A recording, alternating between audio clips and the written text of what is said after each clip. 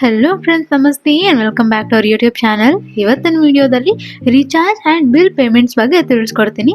ಹೌದು, ಈಗ ನಮ್ಮ ಸೇವಾ ಬಂಧುವಿನಲ್ಲೇ ನೀವು ಯಾವುದೇ ಮೊಬೈಲ್ ರೀಚಾರ್ಜ್ ಆಗಿರ್ಬೋದು, ಇಲ್ಲ DTH ರೀಚಾರ್ಜ್ ಆಗಿರ್ಬೋದು, ಇಲ್ಲ ಯಾವುದೇ bill payments like electricity payments ಆಗಿರ್ಬೋದು, ಫಾಸ್ಟ್ಯಾಗ್ ಪೇಮೆಂಟ್ಸ್ ಆಗಿರ್ಬೋದು, ಇಲ್ಲ ಯಾವುದೇ ಗ್ಯಾಸ್ ಬುಕಿಂಗ್ ಕೂಡ ಆಗಿರ್ಬೋದು, ಎಲ್ಲನೂ ಒಂದೇ ಪ್ಲ್ಯಾಟ್ಫಾರ್ಮಲ್ಲಿ ಈಗ ಮಾಡ್ಕೋಬೋದು. ನೀವು ಏನು ಡಿಫ್ರೆನ್ಸ್ ಬೇರೆ ಪ್ಲ್ಯಾಟ್ಫಾರ್ಮಲ್ಲೂ ಕೂಡ ಮಾಡ್ಕೋಬೋದಲ್ಲ ಅಂತ ಅನ್ಕೋಬೋದು. ನೀವು ಸೇವಾ ಬಂಧುವಿನಲ್ಲಿ ಮಾಡಿಕೊಂಡ್ರೆ ನಿಮಗೆ ರೀಚಾರ್ಜ್ ಜೊತೆಗೆ ಕಮಿಷನ್ ಕೂಡ ಸಿಗ್ತದೆ. ಪ್ರತಿಯೊಂದು ರೀಚಾರ್ಜ್ ಮೇಲೆ, ಎನಿ ಮೊಬೈಲ್ ರೀಚಾರ್ಜ್ ಮೇಲೆ ಅಪ್ ಟು 5% ತನಕ ಕಮಿಷನ್ ಸಿಗ್ತದೆ.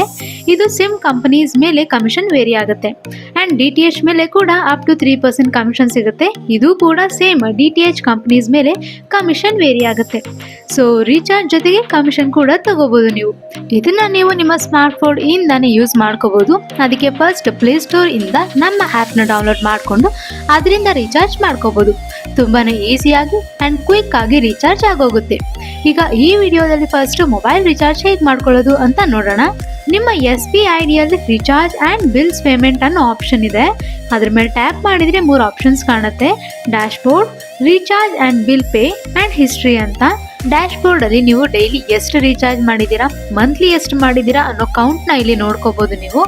Next recharge and bill pay ಮೇಲೆ ಟ್ಯಾಪ್ ಮಾಡಿದರೆ ಈ ಥರ ಪೇಜ್ ಓಪನ್ ಆಗುತ್ತೆ. ಇಲ್ಲಿ ಯಾವ್ಯಾವುದಕ್ಕೆ ರೀಚಾರ್ಜ್ ಮಾಡ್ಕೋಬೋದು ಅನ್ನೋದನ್ನ ನೋಡ್ಬೋದು ನೀವು. Like prepaid mobile recharge, post paid mobile recharge, DTH, electricity, FASTag, gas booking ಅಂತ.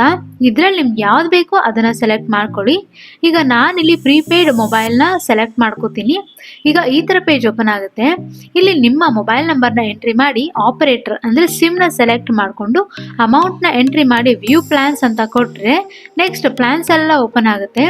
ಇಲ್ಲಿ ಯಾವ ಪ್ಲ್ಯಾನ್ಸ್ ಬೇಕು, ಲೈಕ್ ಡಾಟಾನ, STVನ, full talk time, plan voucher ಅಥವಾ ಟಾಪ್ ಅಪ್ ಬೇಕಾ ಅಂತ ಸೆಲೆಕ್ಟ್ ಮಾಡಿಕೊಂಡು ರೀಚಾರ್ಜ್ ನಾವು ಮೇಲೆ ಟ್ಯಾಪ್ ಮಾಡಿ ಓಕೆ ಕೊಟ್ಟರೆ ಆಯಿತು, ರೀಚಾರ್ಜ್ ಆಗಿರುತ್ತೆ.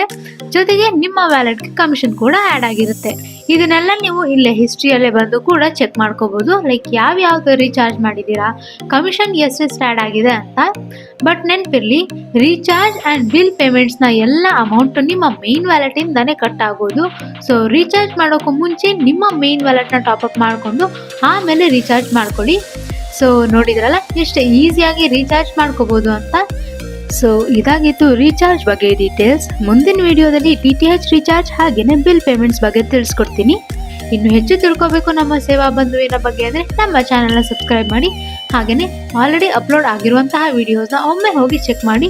ಬೇರೆ ಯಾವುದೇ ಸರ್ವಿಸಸ್ ಬಗ್ಗೆ ಏನೇ ಡೌಟ್ಸ್ ಇದ್ರೂ ಕಾಮೆಂಟ್ ಸೆಕ್ಷನಲ್ಲಿ ಕಾಮೆಂಟ್ ಮಾಡಿ ತಿಳಿಸಿ. ಮುಂದಿನ ವಿಡಿಯೋದಲ್ಲಿ ಬೇರೆ ಸರ್ವಿಸಸ್ ಬಗ್ಗೆ ತಿಳಿಸ್ಕೊಡ್ತೀನಿ. ಅಲ್ಲಿ ತನಕ ನಮಸ್ಕಾರ.